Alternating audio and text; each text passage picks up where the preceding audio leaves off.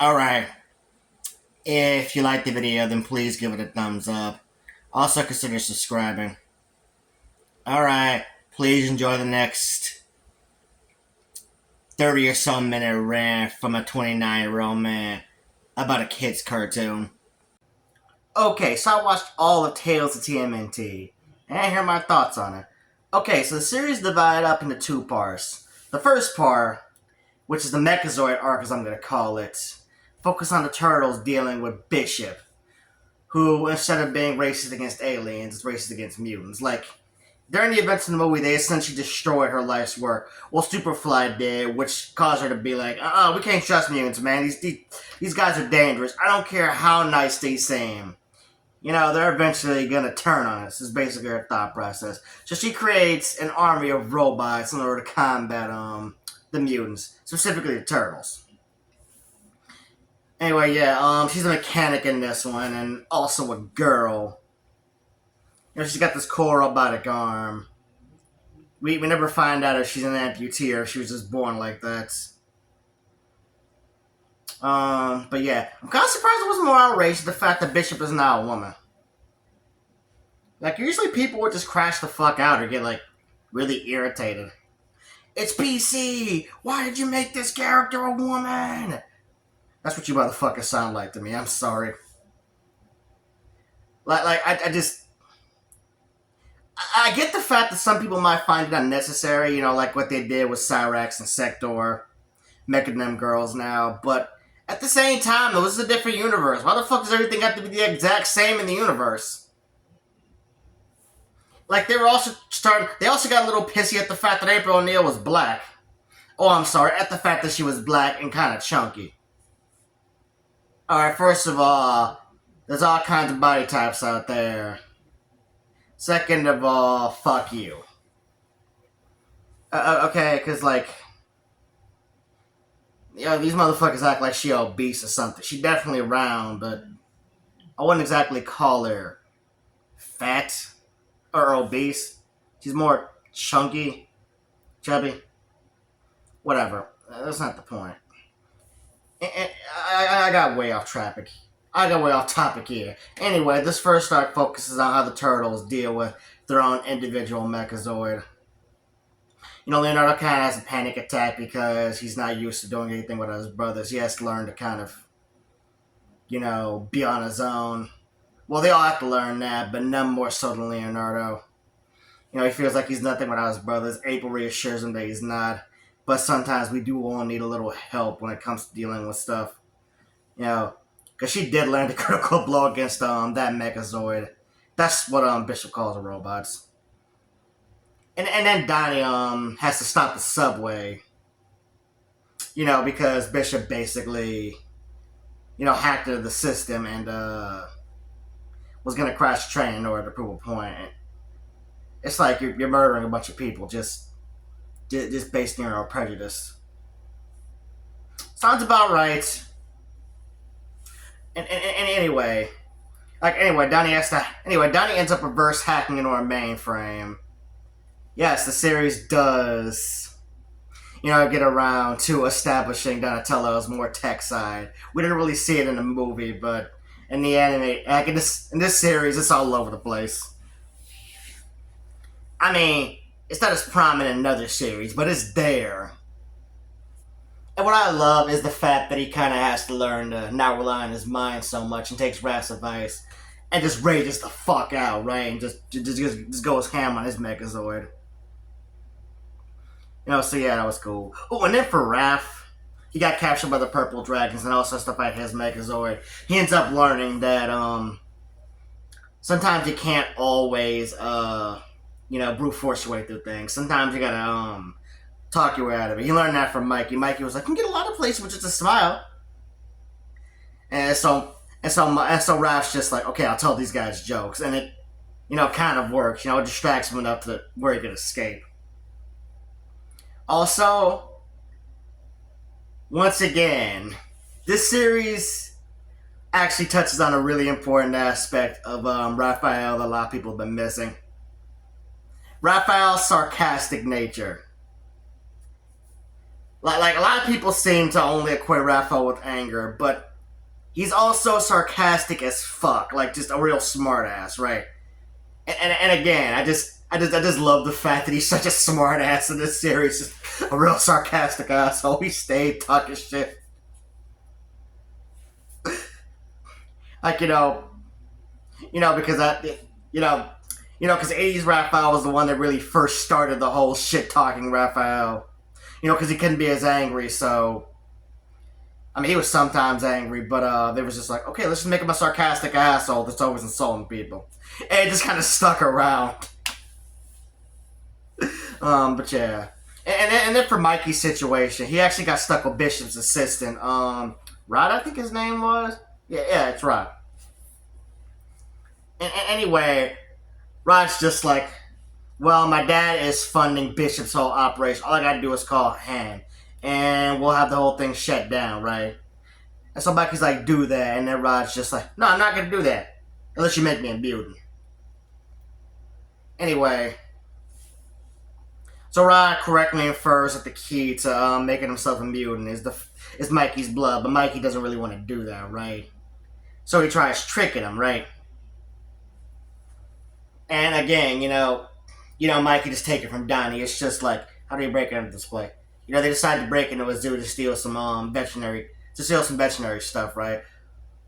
So Mikey's forced to think his way through. He has to disable the power. He also finds a syringe, loads his blood up with it, but like tricks Rod into taking a monkey booster, right? Like monkey blood. I don't know what that's gonna do to his system. Honestly, I'll probably be fine. It ends up mutating in animal because we don't have mutagen. Not yet anyway, but we probably will soon in the second movie. In fact, I almost guarantee it. But yeah, mutant's blood will. Actually, now that I think about it, that happened in the comics too. Huh. Mutant's blood transforming people. Yeah, mutant's blood had basically transformative properties, so we end up getting Pigeon Pete from the 2012 series. Yeah. And anyway, the Turtles end up defeating the Mechazoid, which only makes him even more popular because basically the Mechazoids are originally programmed to only destroy mutations. But as Donnie correctly pointed out, humans could also have mutations. Like that guy Rod, he had what was it called? Anacornia. Anacornia. Basically, it's where your eyes are two different shapes. Like the one pupil's a little bit bigger than the other, or twice as big as the other. But yeah, man, the Mechazoids are just like, we're gonna destroy all mutants and all humans too. Basically an AI apocalypse. Oh. But yeah, the Turtles stop that, become more popular. Bishop turns herself in, but they're just like, you know what, Bishop? You're right about these mutants. Because the people she turned herself into were like, the government organization. I can't remember who they were. Was that the DCRI people? Or was it the Mutant Task Force? I don't know. I can't remember. The motherfuckers from the movie. I'll probably put their name up on screen later if I remember. But yeah. And they're just like, we want you to come work for us, Miss Bishop. And so she's just like, okay. We're going to be seeing more Bishop. Now, the second arc is something I'm going to call the River 3 arc. Basically, again, due to events that happen in the movie, with Superfly's blood getting, dumped in the river, some fish end up getting mutated. A moray eel named Lee, a seahorse named Mustang Sally, and a goldfish named Goldfin. Now you're probably wondering, what the hell are these three You're probably wondering, what the hell are these three fish doing in one location? As it turns out, New York has moray eels and seahorses. Not sure if they have sea anemones and goldfish, but I wouldn't be surprised if they did. But yeah, they get mutated, and I guess because it was Superfly's blood instead of just the turtle's blood, these motherfuckers end up getting like OD powers. Like Lee, she's a Mora eel, not an electric eel. Yes, she has electrical powers. Hell, electric eels aren't even eels technically. Yeah, I bet she didn't know that. And she also had the ability to like tunnel. Not sure how she was like breaking through Earth so quickly. And then the seahorse, and then the seahorse ended up getting like he ended up getting like hard skin, right? And he also had the ability to like there's no easy way to put this. He would like put things into his mouth and then spit it out at enemies. Like he was a super blower. Can't believe I just said that. Jesus Christ. Whatever. And then you got Goldfang, who is surprisingly strong despite being the smallest one. Like, I was sitting up here watching, why the fuck is the goldfish the leader? That last fight, I was just like, oh, that's why he's the leader. He also has the ability to throw his, like, razor fins at people. He's got super sharp fins. Like, yeah. And then you got the sea anemones, who will learn to talk from infomercials. They're kind of stupid in the show. They have all the powers of the sea anemones, too.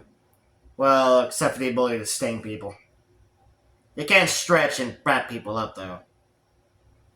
And anyway, the turtles are just hanging out with the mighty mutanimals due to, like, a storm that has just overcome New York. So Splinter basically, they were all just cooped up together. So Splinter wanted to get some quiet away from his brothers, especially Raphael, because Raph was just the most pent up.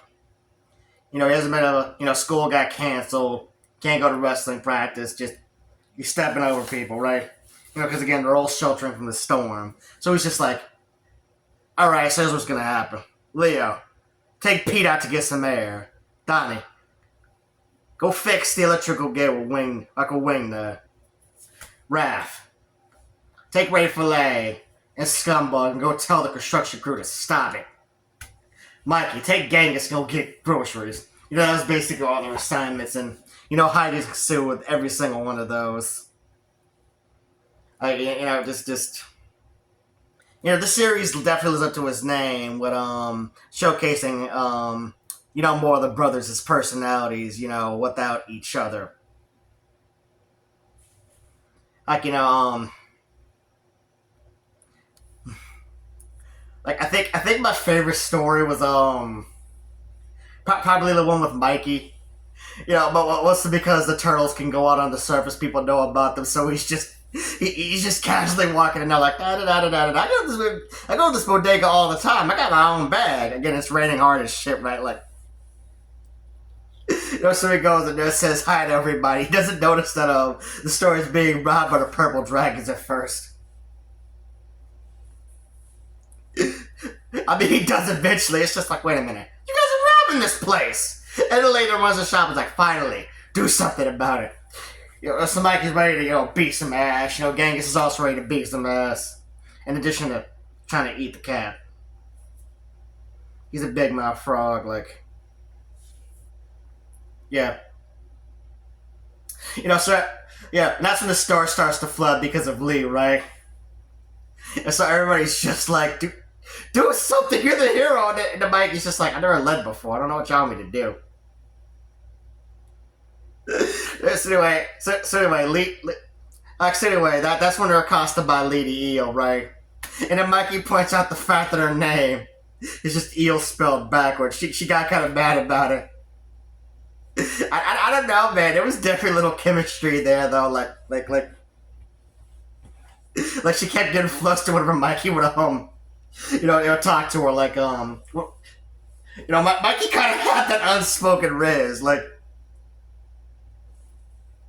Mikey's just like, well, you're mutant, it's just people love us now, you don't have to be like this, and it's just like, because the Riverside 3's origin story is actually really depressing, like, Once they got mutated, the other animals just didn't want anything to do with them. They called them freaks, monsters. If only they got on surface, earlier, they probably could have just, been accepted. Because again, people, because again, like, throughout the whole, series, people are shocked but not surprised that makes any sense.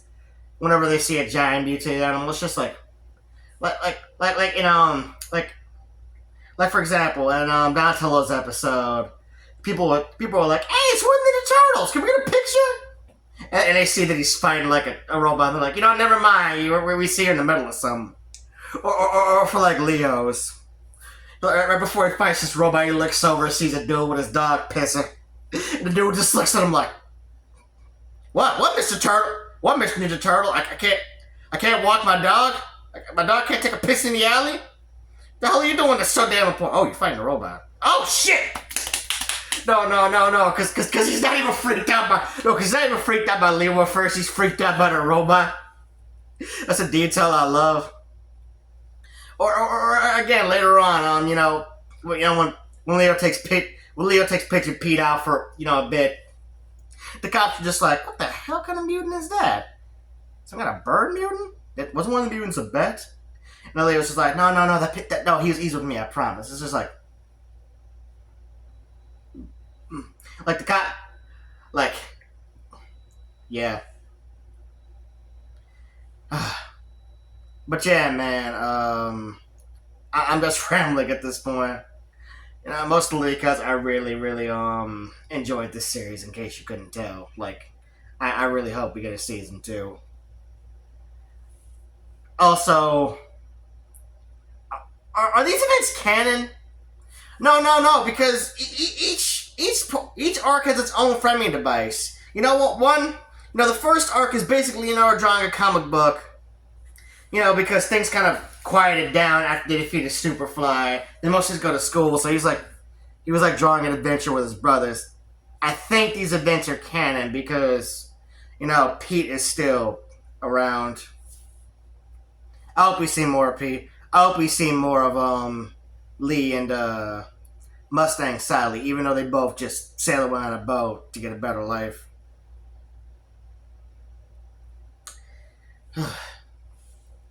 But yeah, man, I really love the fact that each turtle did get way more characterization. Leonardo becoming more confident.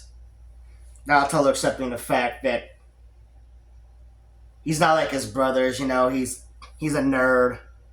Like, he's a nerd. He's all left brain and logic, but which is perfectly fine. But another thing I do kind of love though is the fact that they do bring out this more scientific side in Donnie's While they do bring out this more scientific side of Donnie in this series, his personality is still pretty close to how he was in the movie. Like, he's still in anime and all that shit. He's still in a lot of nerd shows. Just, one episode, Raph's just like, can you please get Donnie? He's making us try to watch this nerd stuff. It's like, it's anime. Raph still has rage issues. But again, as I said before, he also is prone to being sarcastic as shit. Mikey, still a bit of a comedian and a goofball, but also naive and a real sweetheart. The friendly one. Donnie's supposed to be the most... Donnie might be the most approachable of the turtles, but Mikey's definitely the friendly one, if that makes sense.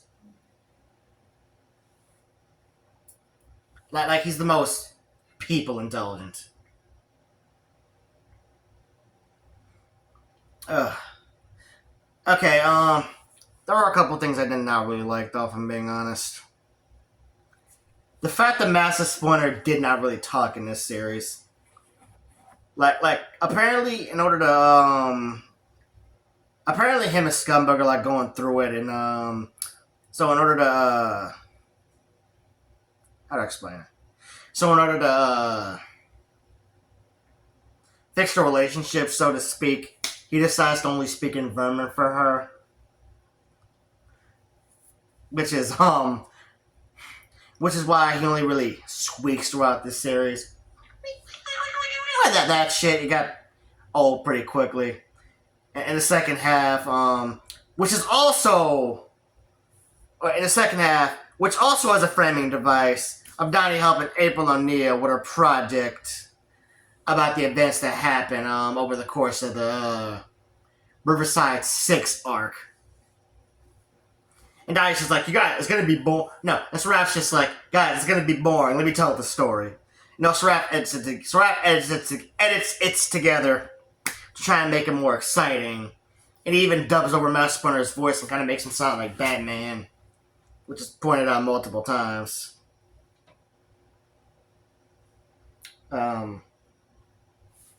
Yeah, anyway, so like the second half of this series is Matt Splinter being dubbed over by Raph.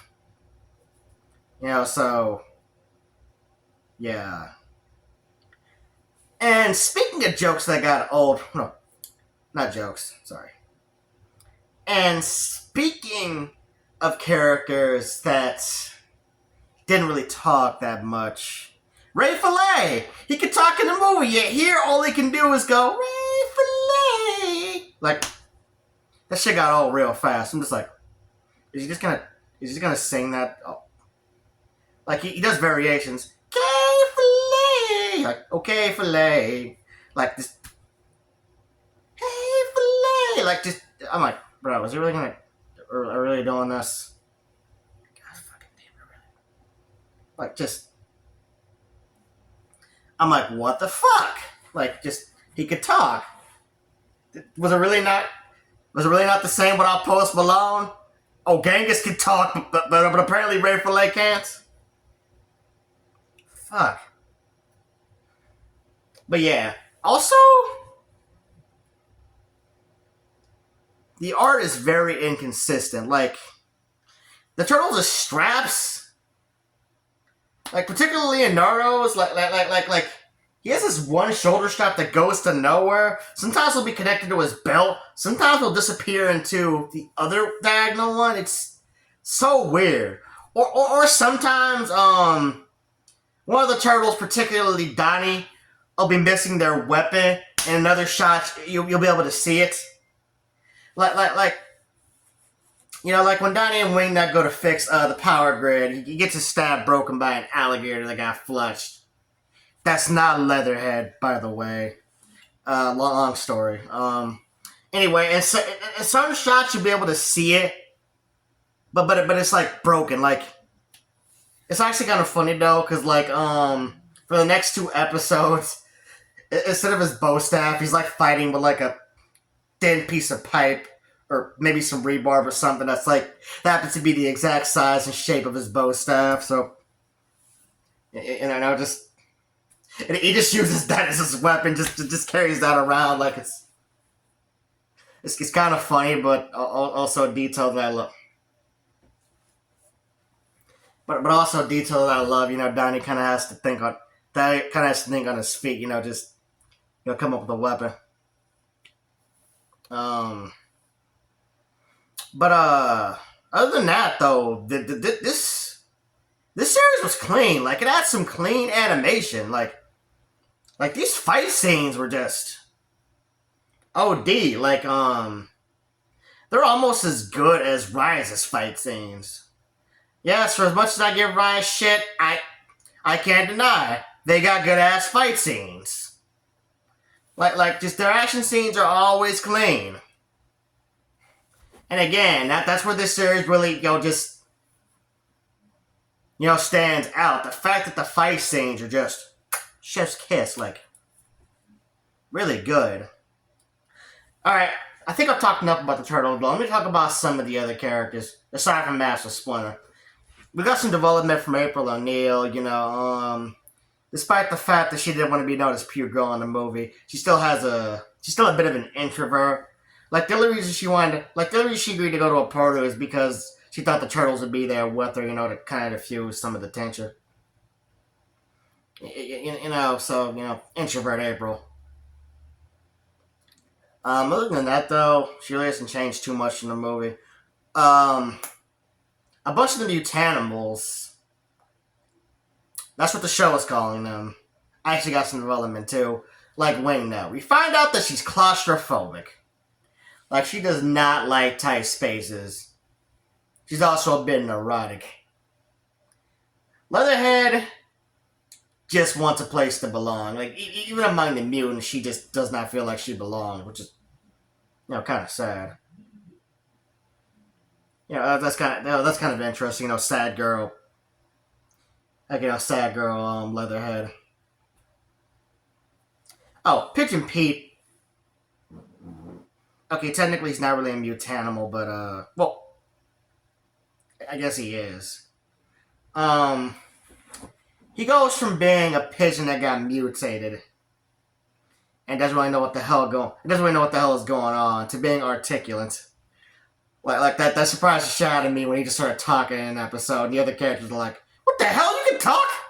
It's just like, yeah, like he just starts talking out of nowhere, and again he's so articulate. Like I love it. Yo. Even though Ray Fillet kind of annoyed me, he also got a pretty badass moment, because when the Easter 3, that's what they were called, tried to blow up the seawall to flood New York. It was him that took the dynamite from the seawall. It was like swimming it out to sea, right? And they catch him right before end up blowing up the yacht that